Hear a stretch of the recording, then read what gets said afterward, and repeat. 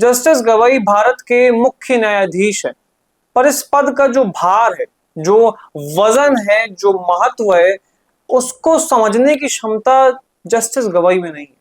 इस पद में जो शालीनता की आवश्यकता है, जो गरिमा है इस पद की, उसको बरकरार रखने के लिए जस्टिस गवाई की योग्यता कम है।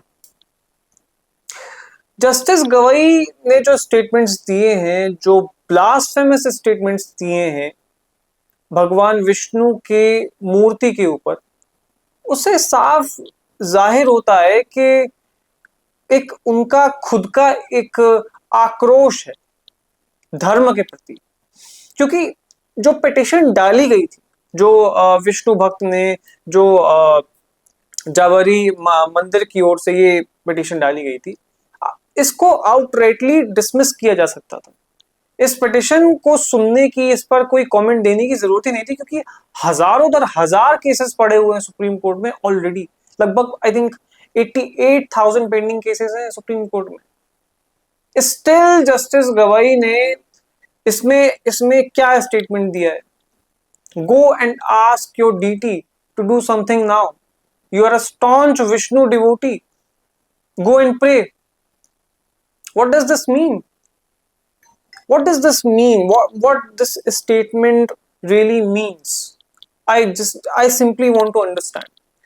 और उसके बाद वो कहते हैं कि ये आर्कियोलॉजिकल सर्वे ऑफ इंडिया के अंडर आता है और वही इसकी परमिशंस देंगे। तो फिर ये पीछे जो इतना कुछ बोला है, ये बोलने की जरूरत क्या थी?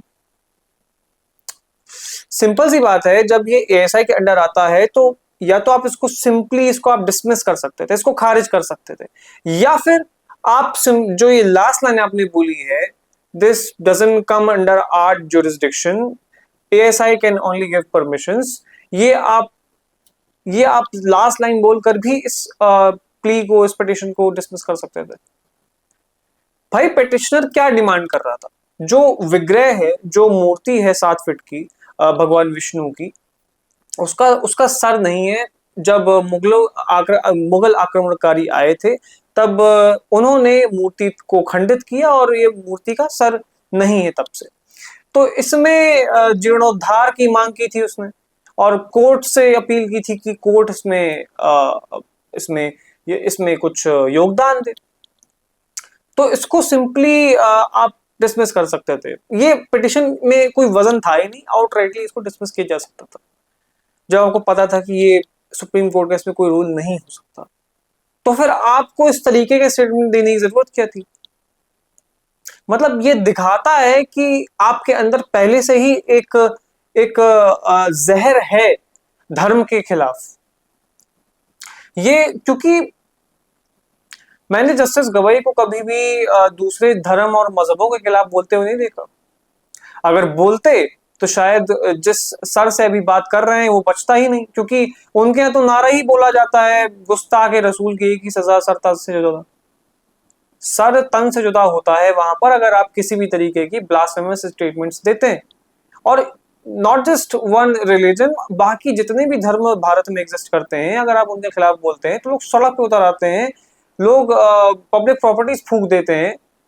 अगर आप इस तरीके से किसी और धर्म के अगेंस्ट करते तो सुप्रीम कोर्ट घेर लिया जाता, चारों ओर से जाम कर दिया जाता, चक्का जाम हो जाता सीजीआई का। पर क्योंकि ये हिंदू धर्म है, लोग टॉलरेंट हैं, तो लोगों को ज्यादा फर्क नहीं पड़ता। पर जितनी लंबी जबान निकली है जस्टिस गवाई की, बाकी मुद्दों पर भी ऐसे निकलना चाहिए। रेप के केसेस में तो आप रेप कन्विक्ट्स को आप फ्री छोड़ देते हैं, सोसाइटी में सजा ही खत्म कर देते हैं। पर ऐसे केसेस में जिसमें हिंदुओं की भावनाएं आहत हों, उस केसेस को सुनना है और इस तरीके के बेफालतू के स्टेटमेंट्स देने, इसका कोई मतलब नहीं बनता, जिसके आपको पता है कि लोग हर्ट होंगे, उसके बावजूद इस तरीके के स्टेटमेंट्स देने। इस तरीके के स्टेटमेंट्स आप दूसरे मजहब और दूसरे धर्मों के खिलाफ नहीं दे सकते, एंड दैट्स अ फैक्ट।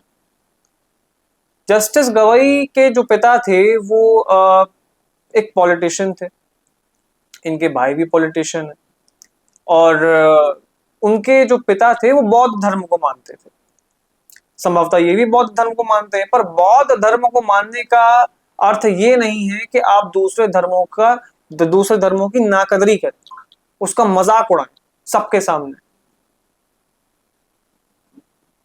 बाद अभी इस वक्त उनका एक स्टेटमेंट आया है, I respect all religions, but आपके जो शब्द हैं वो शब्द तो कंप्लीटली कॉन्ट्राडिक्टरी है जो आपने स्टेटमेंट दिया था जब इस पिटिशन को खारिज किया था उन्होंने।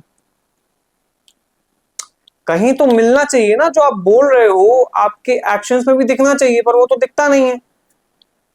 अच्छा, अब्राहम लिंकन ने एक बड़ा ही फेमस स्टेटमेंट दिया था कि अगर आप किसी इंसान का सही किरदार पहचानना है, if you really want to know the true character of a person, give them that desired power. तो वो जस्टिस गवई की औकात समझ में आती है कि क्या है वो, क्या वो एक्चुअली में है ना। क्योंकि जब इंसान के पास शक्ति आती है तभी वो उसका सदुपयोग और दुरुपयोग करने की क्षमता रखता है। शक्ति नहीं है तो फिर वो कुछ कर ही नहीं सकता, पर जब शक्ति आती है तब समझ में आता है कि वो इंसान सच में किस तरह का इंसान है। अगर वो इंसान उसका दुरुपयोग करता है तो भी उसका सही किरदार सामने आता है, और अगर सदुपयोग करता है तो भी उसका किरदार सामने आता है। और जस्टिस गवई का यहाँ दुरुपयोग, जिस तरीके से अपनी पोजीशन का ये अपना फायदा उठाकर एक एक धर्म को टारगेट कर रहे हैं, उसे समझ आता है कि इनकी परवरिश कैसी रही होगी, क्या इन्होंने देखा होगा बचपन में, और किस तरीके से इनके घर में इनको चीजें सिखाई गई होंगी, इनको बताई गई होंगी। इंसान अपने घर से ही सबसे पहले सीखता है। और गवई साहब, आप जिस पोजीशन पर बैठे हुए हैं, देश में बहुत चुनिंदा लोगों को मौका मिलता है वहां तक बैठने का। सबके पास ये अधिकार नहीं होता चीफ जस्टिस बनने का, और ना ही हर कोई इतना साक्षर होता है, और ना ही हर किसी के पास ये जिंदगी में मौका आता है। आपके पास आया है, कुछ ढंग का काम करिए वहां बैठकर। इस तरीके के बेफालतू के स्टेटमेंट्स देकर बदनामी झेल कर क्यों जाना चाहते हो भाई? अच्छा काम करो, और लोगों के जो इस देश में जो लोग हैं उनके लिए अच्छा काम करो, ताकि लोग आपको याद रखें जब आप जाएं कि एक चीफ जस्टिस हुआ करता था जो कि डिसीजंस दिया करता था जो कि सोसाइटी के फेवर में हुआ करते थे, ना कि इस तरीके के मूर्खों वाले स्टेटमेंट्स दिया करता था, बेफालतू के कमेंट्स किया करता था, ब्लास्फेमस की कमेंट्स किया करता था, धर्म को मॉक किया करता था।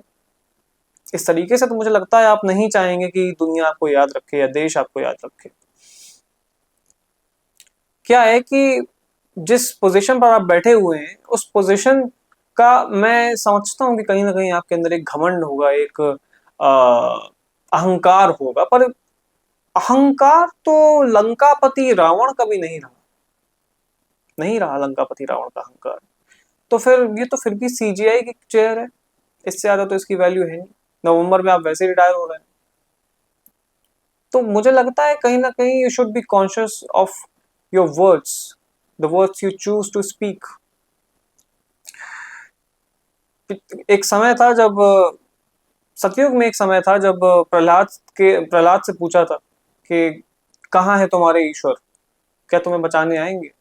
तब जो खंबा था उसको फाड़ कर भगवान नरसिम्हा निकले थे। अब आप भी वही पूछ रहे हैं कि go and ask your deity itself to do something now. उम्मीद करता हूं कि सद्बुद्धि आएगी आपको, और इस तरीके के मूर्खों वाली टीका टिप्पणी करने से आप बचेंगे फ्यूचर में। You are sitting at a very respectable position. Bharat के लोग आपकी ओर देखते हैं, आपके डिसीजंस की ओर देखते हैं, आपके स्टेटमेंट्स की ओर देते हैं, आप क्या बोलते हैं, आप क्या जजमेंट्स देते हैं। मुझे लगता है आपको थोड़ा सा कॉन्शियस होना चाहिए, और थोड़ा सा आपको संवेदनशील होना चाहिए जनता के प्रति, भारत के लोगों के प्रति। बस इतनी ही सी दरखास्त थी। जय हिंद, जय भारत।